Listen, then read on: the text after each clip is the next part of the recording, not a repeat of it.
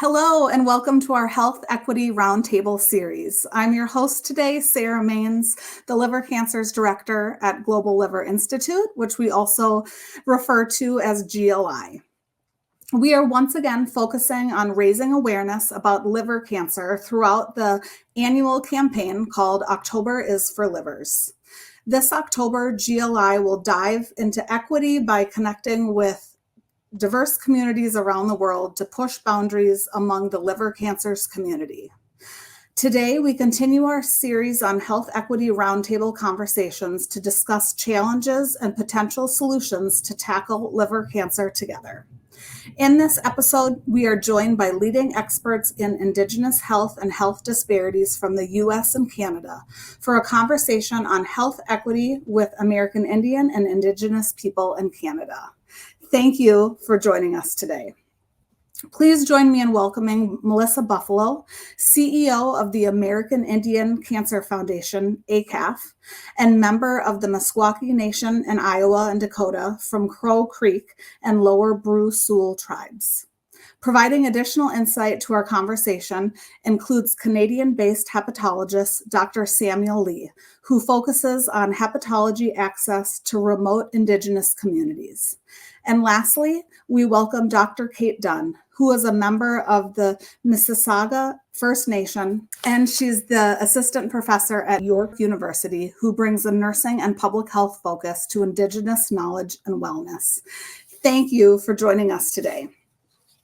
I want to start off with our first question, and I want to dive into the topic of health equity, which that's our focus on for the roundtable conversations this month. And I would be really interested in learning about the journey that led the three of you to pursue a career helping the public health, and share what guided you towards public health, inspiring your focus on Indigenous health, and how has this shaped you professionally? Dr. Dunn, can we start with you?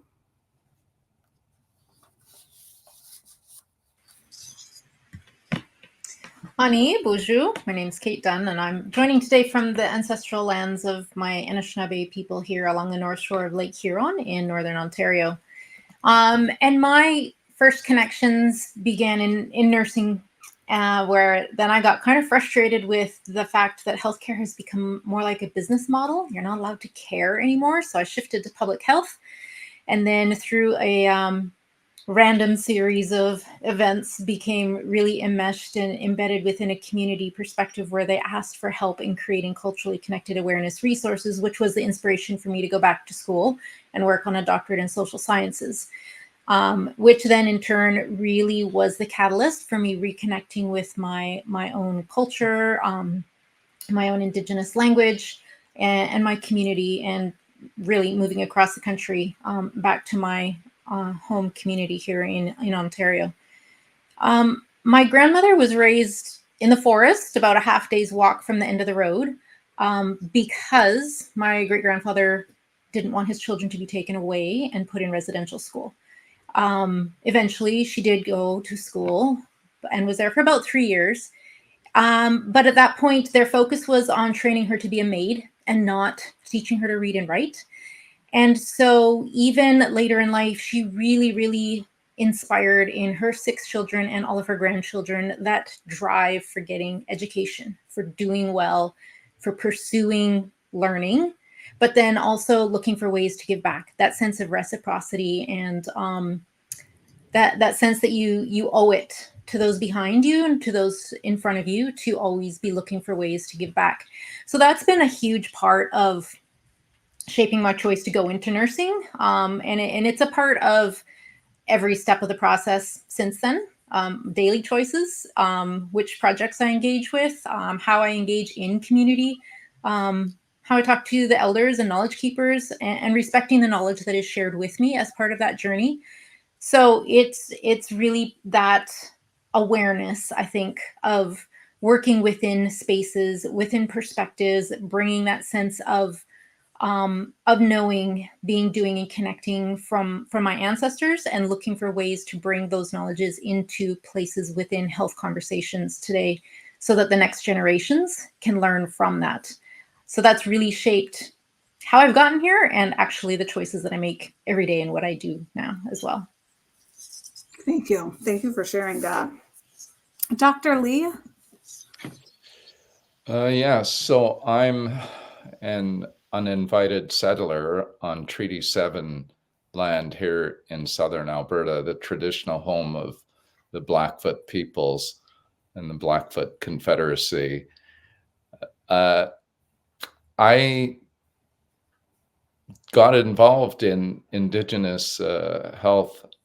I've always been sympathetic to the underdog, and it's clear that Indigenous people, from my first contact with Indigenous people in healthcare as an intern and resident in Toronto, I became aware that they were not getting equitable access to healthcare for a variety of reasons. But I didn't start working directly in this Indigenous telehealth field until about almost a decade ago, about 9 years ago, just about in a completely roundabout way.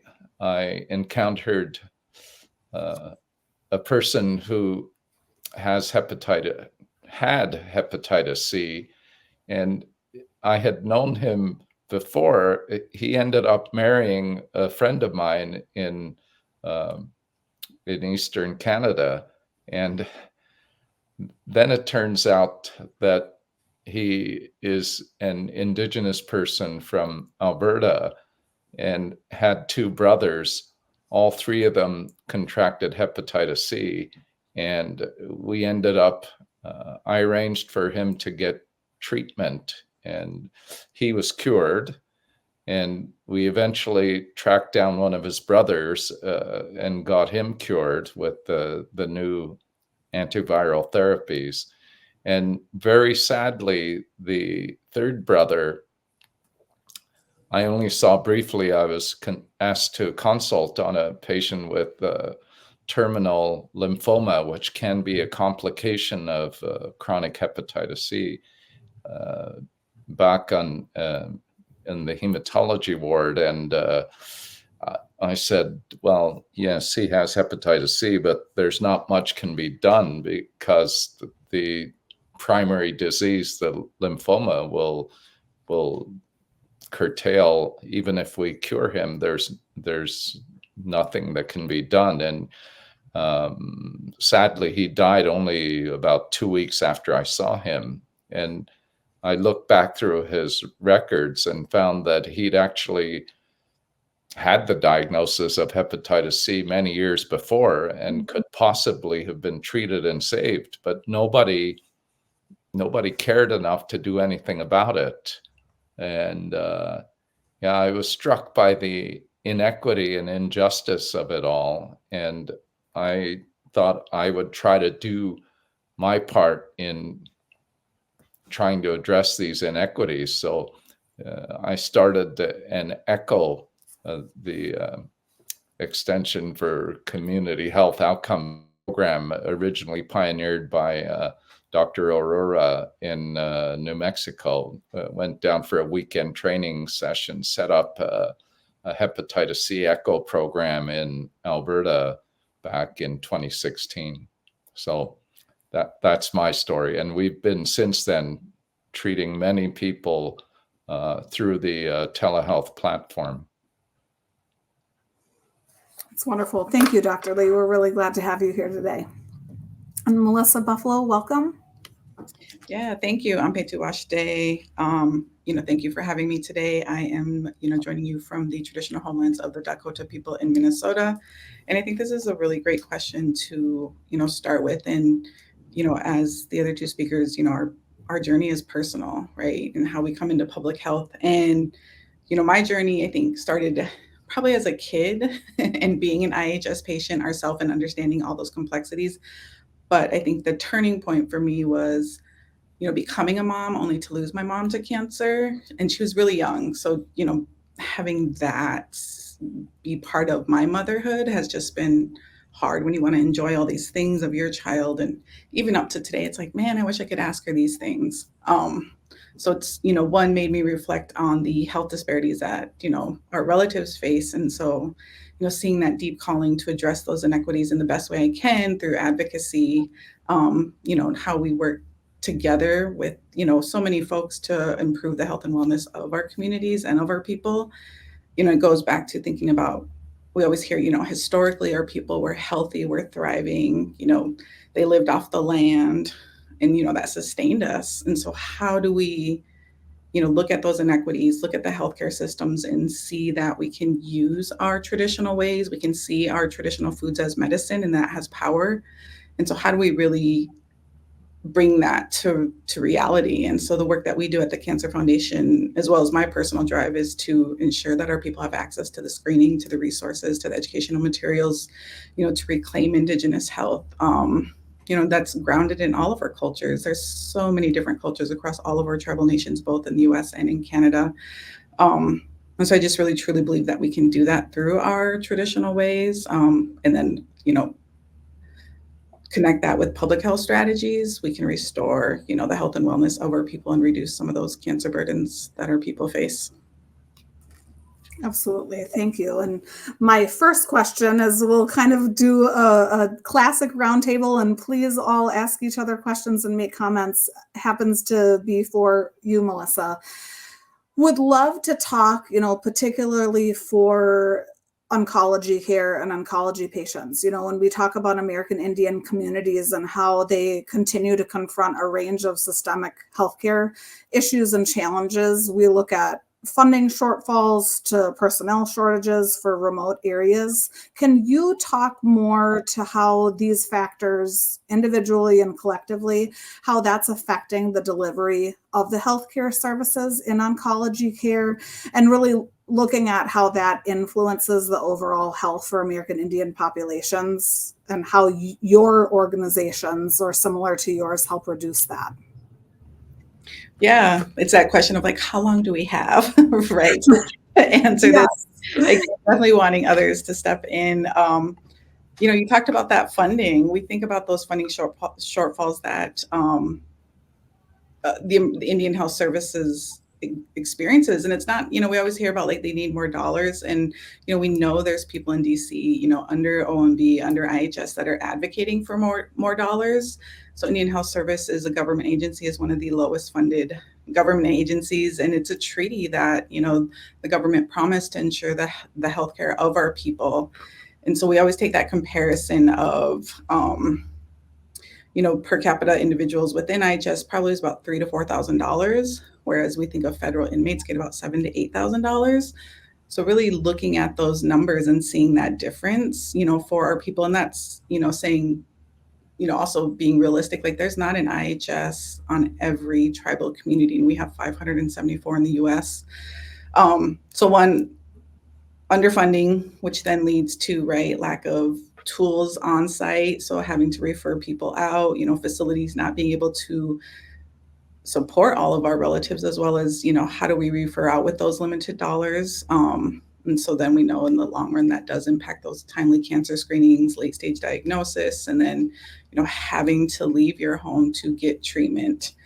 I think about those personnel shortages that, a lot of IHSs experience, and seeing, some of those numbers, even before the pandemic and current pandemic, is it 20 to 30%? Don't quote me on that number for IHS, but, a lot of our communities are in rural, remote areas, and oftentimes, new health providers don't want to go work in these communities, and then it's federal dollars as well. So, how do we find ways to address the shortages? We can't remove that it's in a that it's not geographically isolated. So how do we find ways to bring more treatment options and strategies, as well as, oncology within IHS, that might come from external dollars, not necessarily needing to be responsible from IHS's perspective. So I'll stop there. No, thank you. Like you said, that question alone could create a 4-hour conversation. So I appreciate how hard that is to wrap that up quickly. But I think from what you said, and then Dr. Lee, I think about you as a hepatologist and, the unique challenges that you have seen and that you're faced with Canadians' Indigenous population. What does that look like for liver health or liver cancers on the patients that you serve? Yes, certainly rates of almost all liver diseases, including liver cancer, are significantly and disproportionately increased in Canadian Indigenous populations. There's several reasons for that, but for example, the rate of prevalence of chronic hepatitis C in Indigenous people in Canada is estimated at about 7 times the rate of non-Indigenous.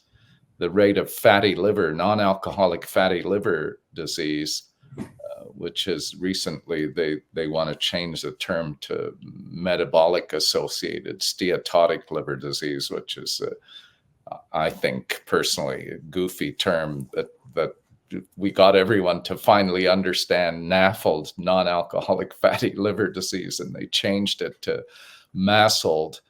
But in any case, that condition is about double the prevalence in Indigenous people. The rates of cirrhosis are also increased.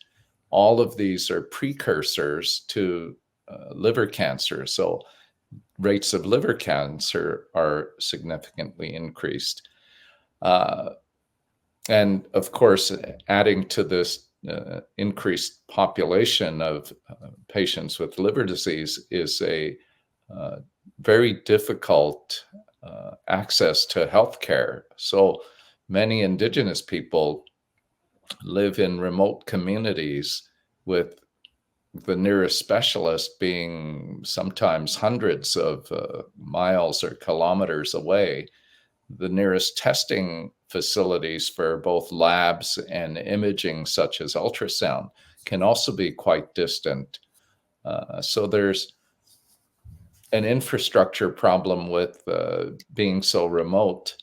And finally, I have to say this: it's the truth. It may stir some sensitivities, but there is terrible racism in Canadian healthcare. It's sometimes overt and sometimes subtle, but there is definite racism directed at Indigenous people that affects all walks of life, but especially in healthcare. And study after study has shown this racism that impairs equitable access to care. For example, there was a study just published last year that compared wait times for, I think, 3 or 4 common or uncommon conditions in several emergency departments in Alberta. One was chest pain, which normally could be a serious thing. One was ankle sprain. I forget what the others were, but things that people, healthcare providers in Emerge see routinely every day. And for the exact same condition, no matter if it was minor, like an ankle sprain, or potentially serious, like chest pain, Indigenous people had to wait almost twice as long as non-Indigenous people to be assessed by the doctor. How else can you interpret something like that? So, yeah, racism is a big problem, and as Melissa mentioned as well, there's also inequitable distribution of resources and lack of funding, scarcity of funding. So these problems all compound each other and contribute to this disproportionate burden of liver disease in Canada. Absolutely. And you think about effective and timely treatments and what that looks like.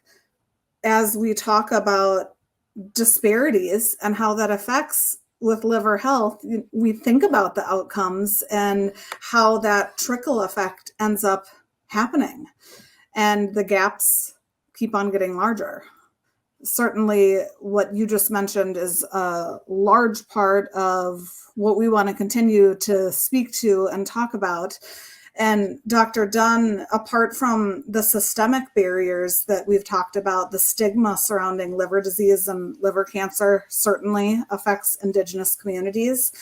I'm wondering if you can speak to the actions that healthcare professionals and leaders within these communities can take to help reduce those stigmas associated with liver disease and liver cancer, and what do culturally sensitive approaches look like for community-led roles? That's a lot to talk about too, but I think is so important to speak about. Yeah, you have a way of packing these huge questions into a few phrases. Responsibility.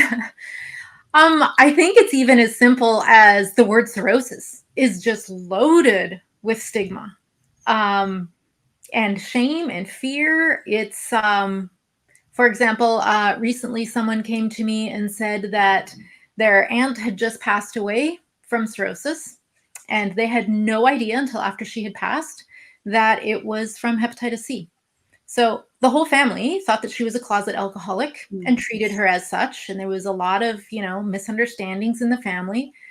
And once they found out after she had passed that it was hep C, they searched out what that was and how it could impact them. And it turned out that then the whole family was able to increase their awareness level and get screened for it and become empowered with that information. But just heartbreaking to hear that, because there's so much shame that has no real roots, just misunderstandings, lack of awareness, lack of honest information. And I think that is really common and a really big part of stigma. Stigma's foundation is fear, right? And myths and unknowns and misunderstandings. And self-stigma, I think, is one of the most powerful things around topics like this, especially around liver disease. It's not only stigma, but it's how you think that others are perceiving you and what you know about your health status and how you think others are perceiving you. Are you not receiving care because of, or is this person not giving you a hug when you go into the community feast because of? Like, that self-stigma is very detrimental to health and wellness, and impacts a lot of family dynamics too, I think. And so I really think that the key for changing that is all of us becoming more aware of it. You got to pop that stigma balloon. You got to flip it on its head. And the only way we can do that is normalizing conversations about liver disease, cirrhosis, hepatitis C, all of these things. And instead of talking about the behavior, how you might have gotten this disease or this infection, it's instead making it a relevant conversation so that every person in the room, every person in the family, every person that you might be talking to feels like, oh, this is relevant for me. Have you had a pedicure? Have you had a tattoo? Did your cousin pierce your ear with a bag of frozen peas? Okay, then all of you could have been at risk for hepatitis C. And when you talk about it like that, everyone gets a buy-in. And instead of it just being facts that are thrown at you where we're expected to engage at the brain level, instead it becomes engaging at a heart level. And then you understand the relevance of, we all have to have a healthy liver. You cannot live without a liver. How do we then focus on wellness of that organ of our body? How do we frame things in a perspective of, it's not just the physical symptoms, but the spiritual, the emotional, the social, all of those work together. And when you talk about things like that, and how do we support overall wellness and balance of the liver, it really destigmatizes and makes it approachable for everyone. And I think if healthcare providers and professionals, funders, stakeholders could flip their understanding and approach this topics in that frame, it would change a lot in a lot of different ways. So I think that's key. Awareness is a big key.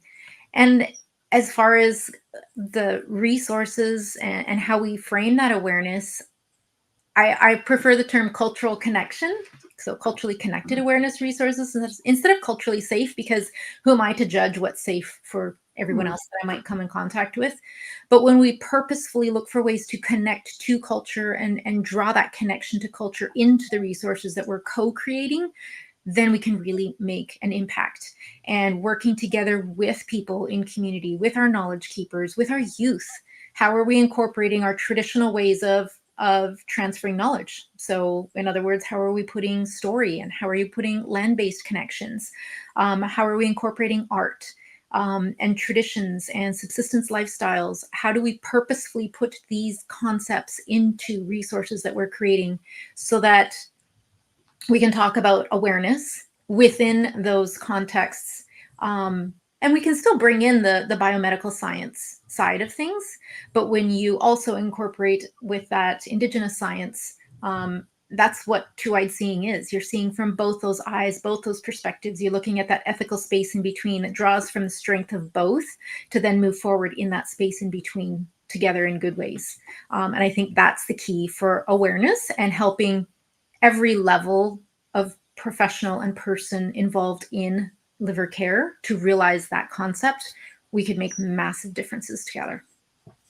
Thank you. What you said is not only beautiful, but helpful, and really how you ended with talking about that balance is needed. And so when I think about traditional medicines compared to, biomedicines, when we also talk about community leaders and families, and then how that can be connected to healthcare professionals, it is about that equal balance and respect. And thank you for talking more about that. Melissa, building off of Dr. Dunn's questions in healthcare, I'm curious to hear from an American Indian standpoint, what does culturally appropriate or community-led programs and resources look like, and how that helps build or isn't working with building effective and stronger relationships in the U.S. community? Yeah, I just want to highlight what Dr. Dunn said, because I even wrote it down. I was like, engage at the heart versus the brain. And I think we know that, right? But to actually hear it being said and to come from that framework intentionally, I think I was like, wow, I want to connect with you on this on the back end, Dr. Dunn. So thank you for sharing that. That was beautiful.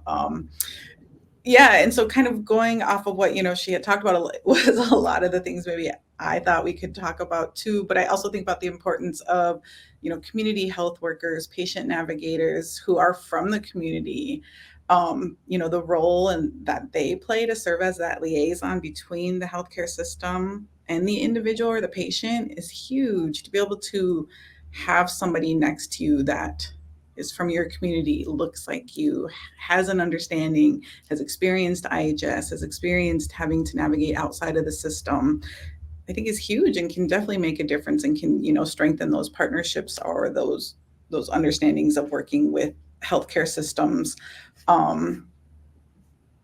She talked a lot about, traditional healing and what that plays and how we can incorporate our way of living, and then also just being aware that not every American Indian, Alaska Native, Native Hawaiian, and those in Canada have grown up with their culture, but to start to have a connection to it, to know that that's there, I think as an option is a beautiful thing.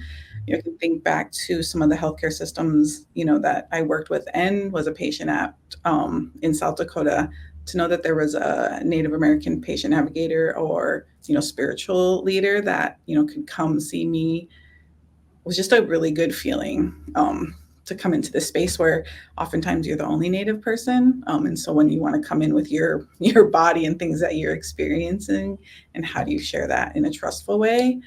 I go back and forth, and I think if that's the only option, I think about, telehealth and mobile health clinics and, when we can bring those screening options to some of our tribal communities. If that's the last option, it's a good option.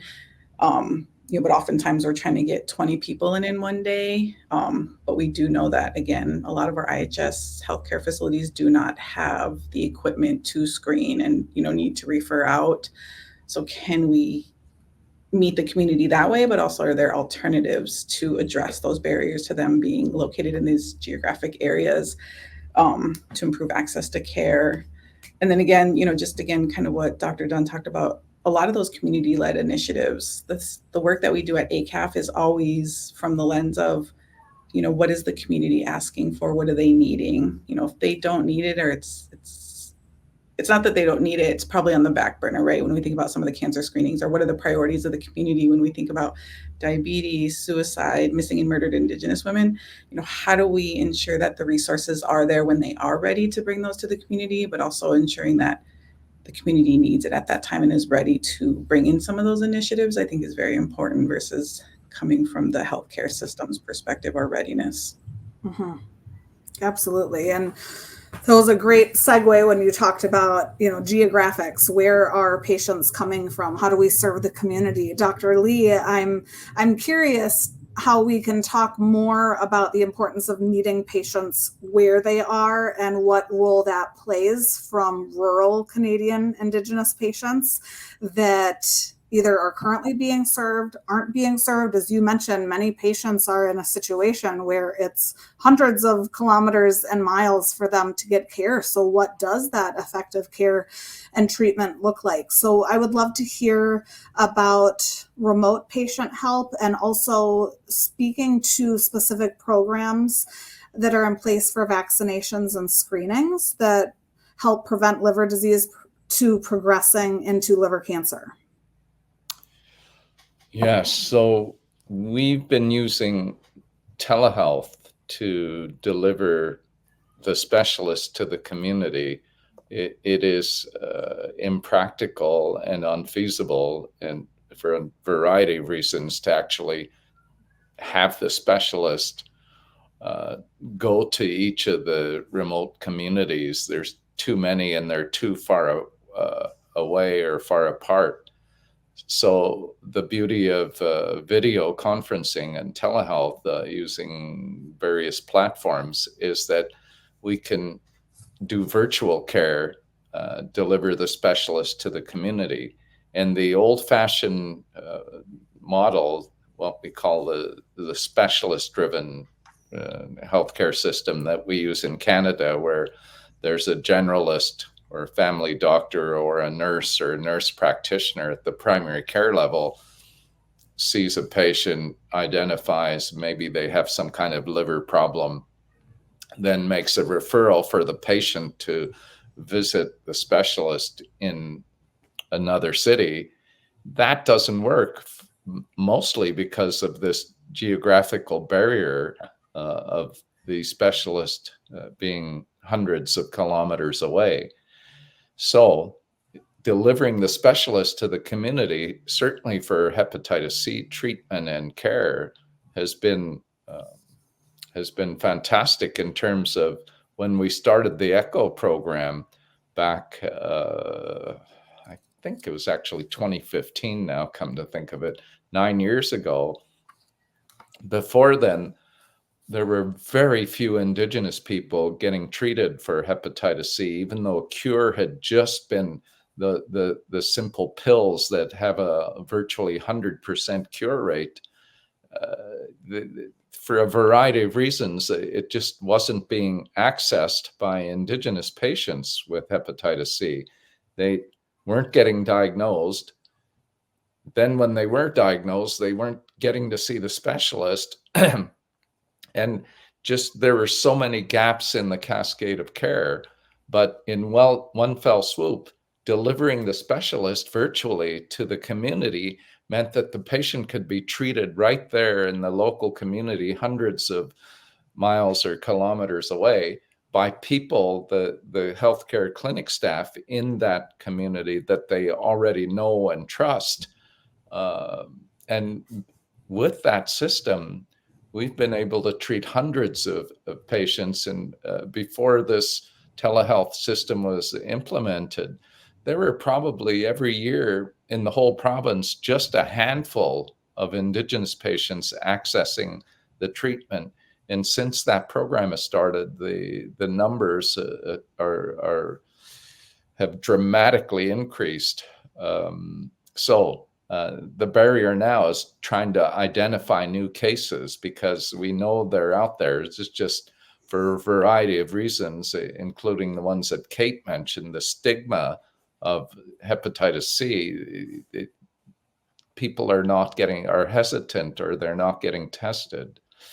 What are we doing for other liver diseases? We're trying to expand the ECHO platform now to include fatty liver, which is a massive problem in Indigenous communities. And that the uptake has been slow, partly because there's no effective treatment. Now, the first of the new drugs has just been FDA approved last year. So was it last year? May have been earlier this year, in fact. But anyway, there are new drugs coming about. And now the issue will be identifying those patients with severe fatty liver that require these new treatments. So that is one of our issues. And as to the second part, are there specific screenings and vaccination programs? Yes, there are. But again, the problem is the access to these. There are a few programs where there's a mobile van and it goes into the communities, again, to address this geographical remoteness problem. The van goes into communities, but they typically only have very rudimentary services like a blood test ability. They don't carry the big, huge ultrasound machine needed for screening for liver cancer, for example. There is a hepatitis B universal program, a vaccination program in Canada, not specifically targeted toward Indigenous people, but Indigenous people are part of it. And again, vaccination rates are not great. They're improving.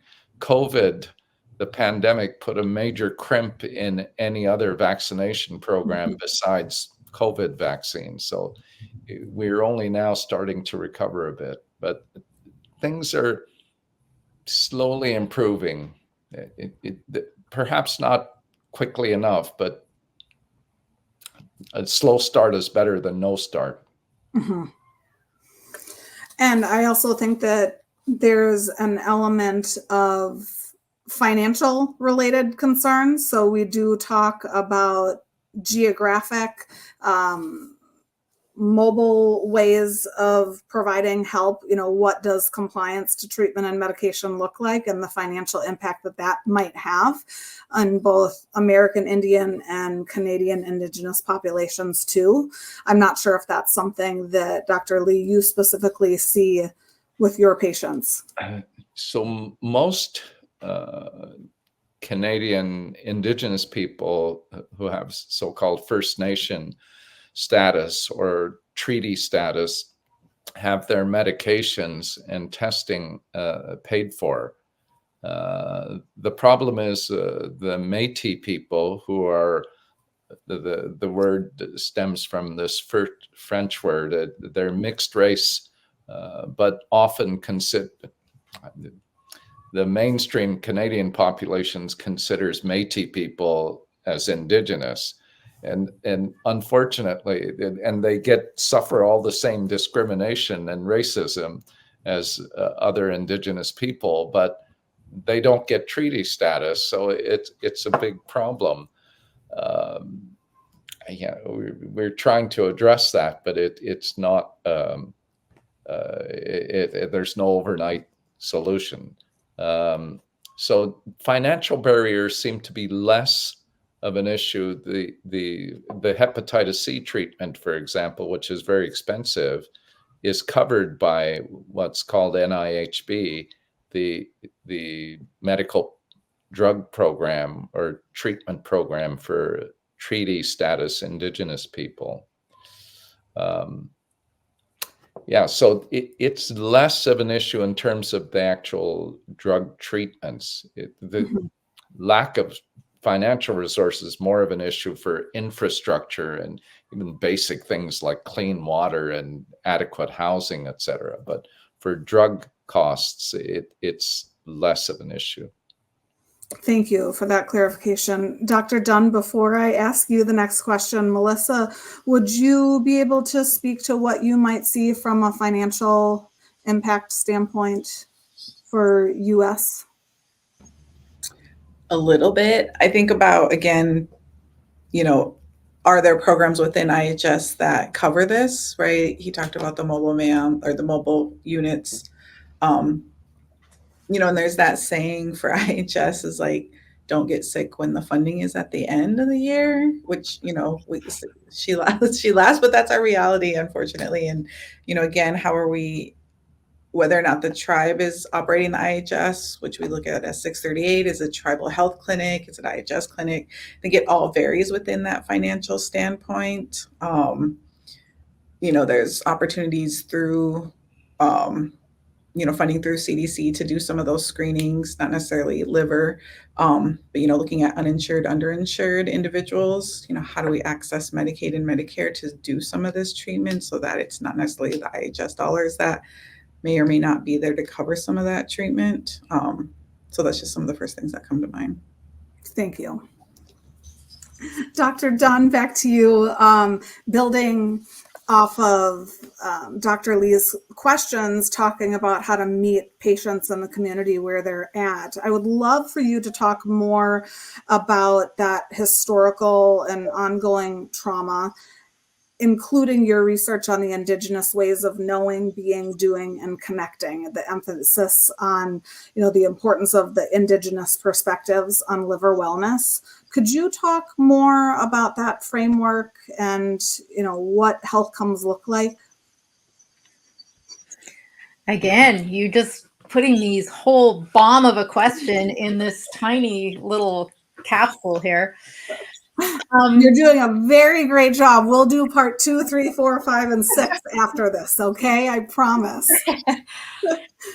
So, like a connection to the cancer piece is that my grandmother and all of her siblings passed away early from cancer. And I absolutely know the biggest reason in that is not, there's a genetic link or whatever. It's that intergenerational trauma link because of the displacement, because of the removal of language and family and connection, being taken to residential school. But because of that, there's not a trust in healthcare and what might be there. And so then they didn't access screenings early enough to be able to find out they had cancer and then be able to engage with treatment. So trust is key. And without real cultural connected awareness, you're not going to build that trust. And then you're not going to engage in screening or testing or treatment. And so it's so nuanced. And I don't like to focus just on the trauma because there's a lot of it and it's hard to unpack and it's still ongoing and very relevant in all of our experience today. And instead, I like to circle back to that, the hope, the resilience, the where are we going next? What are we going to do about this right now? And it was when I was working with a hepatitis C treatment pathway project in Southern Alberta. And the community members there said, yeah, the public health people show up with these pamphlets and say, here, read this and show up to get your treatment started. And our community members are not following through because there's no trust. There's no relevance to why they need to follow up with that. And so it was that community that I really engaged with. And it was their idea to help us create a resource that will make a difference, that will change this. How do we combine Indigenous science and biomedical science? How do we put our Indigenous perspectives of knowing, being, doing, and connecting into a resource? And so that was how I became involved in this process and engaged with knowledge keepers in the 3 treaty areas across Alberta and Métis knowledge keepers as well, asking them to tell me stories of liver wellness. What are our traditional stories around liver wellness? What are we missing now? How do we reorient this so that we're talking about liver wellness in a good way instead of you did this and now you better follow up and get treatment, or you're going to die if you don't engage in this, this, and this. And so we created the script together out of those conversational interviews, and then we co-produced a 23-minute film, and it's It's story. It's elders talking. And the whole B-roll film is animals, scenery, all land-based imagery, so that well, someone who watched it and who is in a wheelchair, so has dealt with healthcare providers their whole life, said, and he's in his 60s, 70s, he said, "This is the first time in my life I have listened to a health message and felt safe." Mm. I mean, that's heartbreaking and it's inspiring. It can be done. We can change the expectations. We can recreate things. But I think the key is that we have to follow community lead. We have to support. We have to put that community voice in the spotlight and co-create, co-produce, everything together. It's not us empowering, it's us co-supporting. And I think that's really where it's at. And the film's 23 minutes long, so it's not like this big full, production. It's been in film festivals around the world, but it really, to me, the most impact is that the focus is on story and elders and land. And then sandwiched in the middle, there's a little segment where an Indigenous nurse talks about the facts about hepatitis C and how you can get it. But all the rest of it is the focus on hope, resilience, healing, how you can get reconnected, what you can do about it, how you're special, you're sacred, you're important. And that's the most important message. Mm-hmm. And we found that that communities that use this as a resource, and they'll do screening events where they screen the film, but then you can also line up at the end and have screening done for hepatitis C.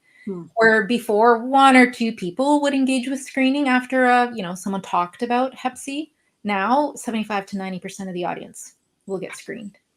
So it really does make a difference when we create safe spaces, when we approach things from Indigenous perspectives and work on listening and co-creating instead of, oh, we have this agenda, we have these funds we have to use, we've got to do this by this date.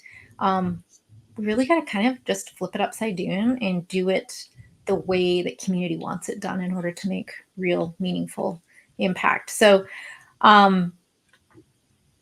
without trust, without creating that space, we're going to keep missing the mark. So another example is community said, because it's really stigmatizing to pick up something from the clinic that's this big, huge pamphlet, they don't take them. They said, we want something pocket-sized. We want something with visuals that we recognize. So we worked with them and made visuals that are reflective of some of the beading designs for community or animals that are local to that area. And it's the size of a Post-it notepad, and it's a pocket-sized booklet. It's been translated into 5 Indigenous languages that are local to Alberta, and now reformatted it and has been printed for the Ontario context as well. Just another example of what do they feel will help with this? Now, how do we include community members in making that happen? And it's more as professionals, how do we come alongside to connect those dots on where's the funding? How can we line up a printer? How can we do these things that will build the momentum instead of us feeling like we own that momentum? And then facilitating that process, building capacity into it. As you're talking the whole time, I'm thinking like that is what the true definition of patient advocacy truly is.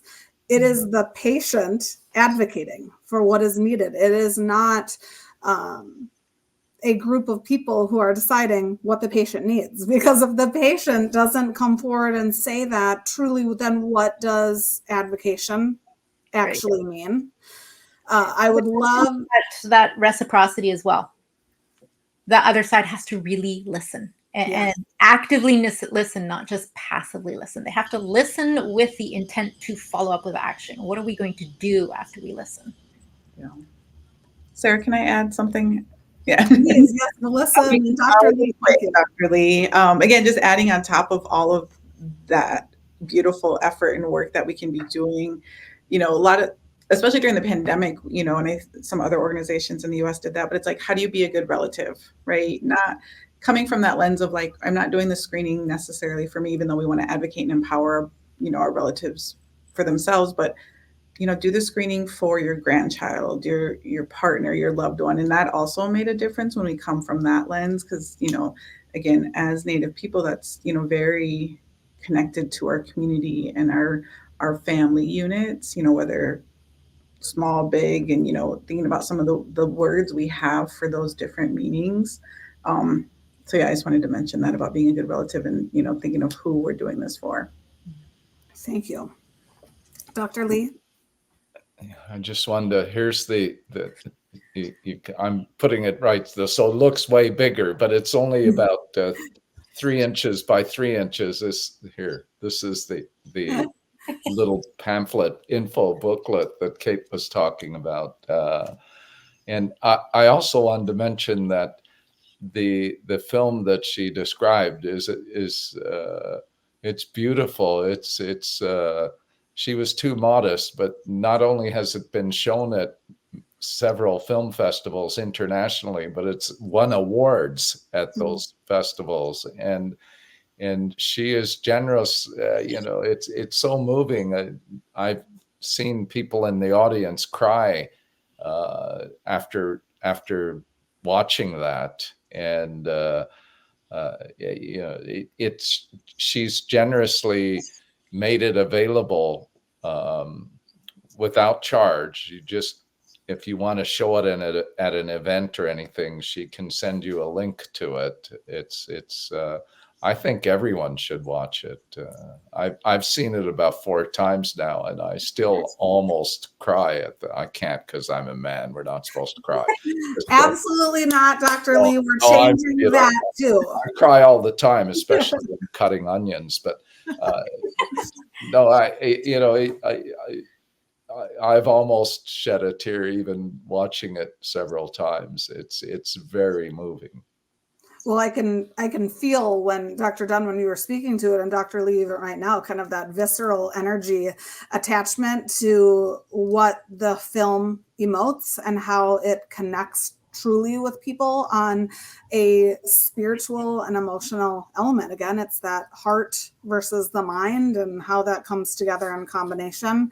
I would love, and in follow up to this roundtable, and after the audience views this, I would love to be able to link that video. And if there are links to that small packet of information in different languages, I think that would be an incredible way to continue to get that information out and also showcase what can be done and how we can continue to evolve the resources and the content that we're creating. So thank you so much. I'm excited for everyone to see it. And I really do think that there could be a viewing party that GLI could host later on and really take a look at how we can connect in similar ways with non-Indigenous and American communities in similar fashion on really connecting with that patient and community. As we near the end of the conversation, I want to have the 3 of you kind of openly talk. One of the things that was mentioned earlier in the conversation was youth. And that's something that I talk about and think a lot about with lifestyle choices. How do we start with young children? How do we start with children that are learning different things than maybe their families and their community don't do? And the responsibility that these young children have on bringing that education and information into their family, on how sometimes that works really well, sometimes that doesn't work well. How do we tailor in an effective way reaching the youth community and making sure that healthy lifestyles, when we talk about metabolic health and liver health, there's going to be a direct correlation on reducing cancer incidence and general liver disease incidence too. So would love to hear from the 3 of you what that might look like, what currently happens, kind of the dreams and goals you have in this area. So I could start. I've been, for several years now, I've been going into Indigenous communities to give talks to the public and also healthcare staff about Hep C or fatty liver or whatever. But I've now specifically addressing that question about educating youth. I've now tried to link up to whenever I go to a reserve to do a talk for the public and the clinic staff, I try to link up with the local high school on the reserve to try to educate the kids, not necessarily about healthy choices, although that's part of the message, but more focused on trying to encourage young Indigenous people to consider a career in healthcare as, all medicine, as doctors, nurses, dietitians, physiotherapists. I think so many young Indigenous people have been discouraged from considering a career in those fields for, I don't know, a variety of reasons, including, I have to say again, overt racism. But I think we need to try to encourage these youth to consider a career, and I'm just trying to arrange a visit with, and I'll bring along a nurse and a dietitian to talk about briefly in high schools about, with their careers day or whatever, to talk about careers in various healthcare fields. So important. Thank you. What you mentioned echoes a conversation that we'll have later this month too, talking about what is the responsibility of making sure that patients see healthcare workers that look like them, and how do we really evoke passion in our younger members of our community on having them feel like that's an area that they want to give back and be seen too. So thank you, Dr. Lee, for saying that. Dr. Dunn or Melissa, anything to add with instilling youth responsibility and what that looks like and what we should continue to do? I think being really open to their ideas. Like, a lot of times kids have way far out their ideas, but a lot of times they're relevant. And if that's something that person would identify with, guarantee their whole peer group would identify with it as well. And we really need to just stop our assumptions and really listen, and instead think, how can we help support that approach, that creative art, or innovation or creativity, because there's a lot of really great ideas out there. So how do we use that to get messages across in creative, visual, relevant kind of ways? I think that's another key for flipping stigma on its head. Yeah. I would just add, I think about how much knowledge our youth have around digital storytelling. I don't think they realize that they're storytellers when they think about how much they're on social media, hopefully for the better. But I think we can learn from that. And, how can we think about a family unit, right? And that does include children. So how do we help them have that voice when they're at that table? They all talked about it. And I wasn't paid for this, but I think about the Res Dogs show, and one of the main characters was Willie Jack, and her connection to want to be that elder. It was beautiful, and they could bring tears to your eyes when you want to watch those episodes, because we relate to that. And so and I think that's where our youth are right now compared to, me being in my 40s and, my parents' generation. They didn't have access to mental health or to our language. In 1978, we were finally able to practice religion and culture in a way that was our ways. And that's not that long ago, at least to us. Our kids would probably think that's old, but again, the importance of that and storytelling and including them. So, yeah. Thank you very much for mentioning that.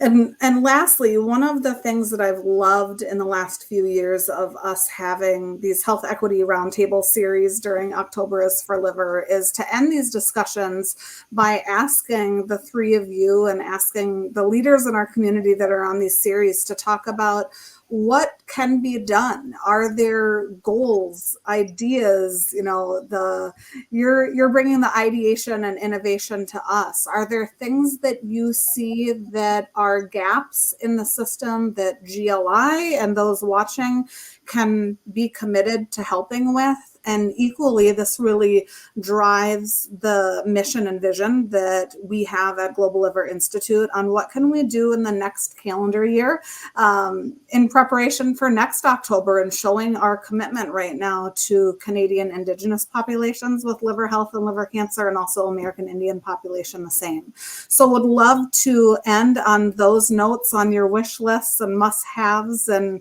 final takeaways. Dr. Dunn, do you want to go first? I'm putting you on the spot again. I think something that's become really apparent to me the further I move into academic spaces, honestly, is please take the initiative to educate yourself.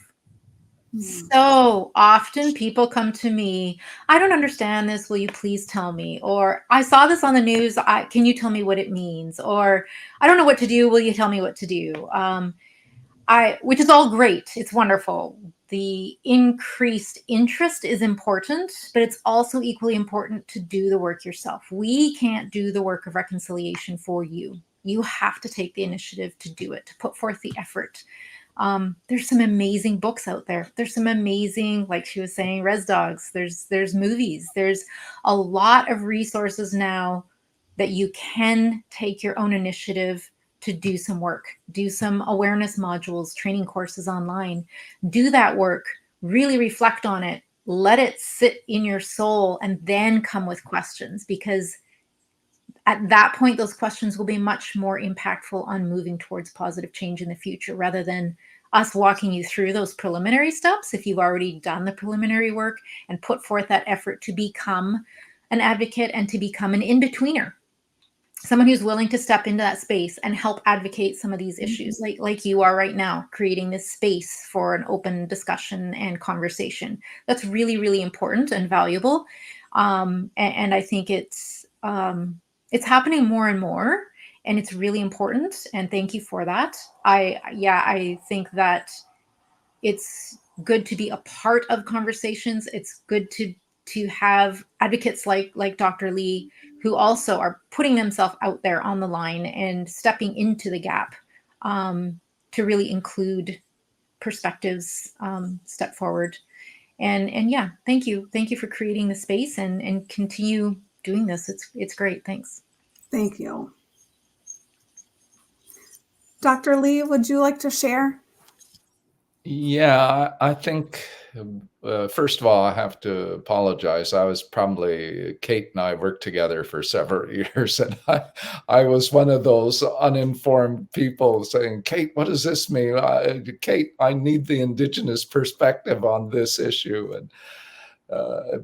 And she has given me some materials and books to read. I've tried to educate myself, but still have to confess my understanding is nowhere near as extensive as it could be.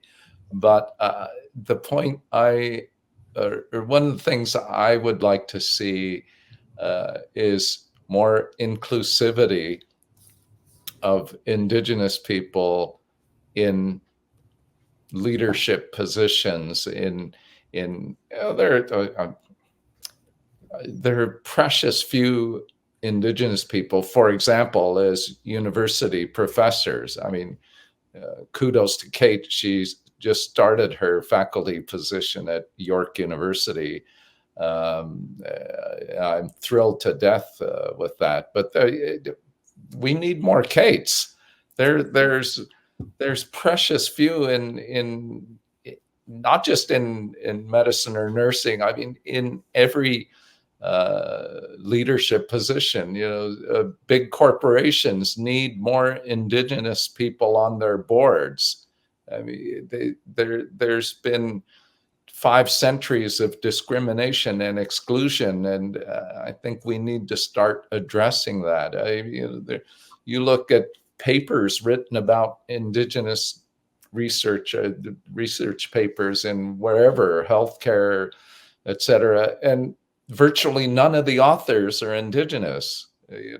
We need to start being more inclusive, and I would like to see more inclusivity and real inclusivity, like not having just a token Indigenous representative, but somebody whose opinions or more, one or two or three or more people Indigenous people whose opinions are listened to and valued, not just tokenism. Oh, we're okay. We're Fortune 500 company. Look, we've got one Indigenous person on our board here.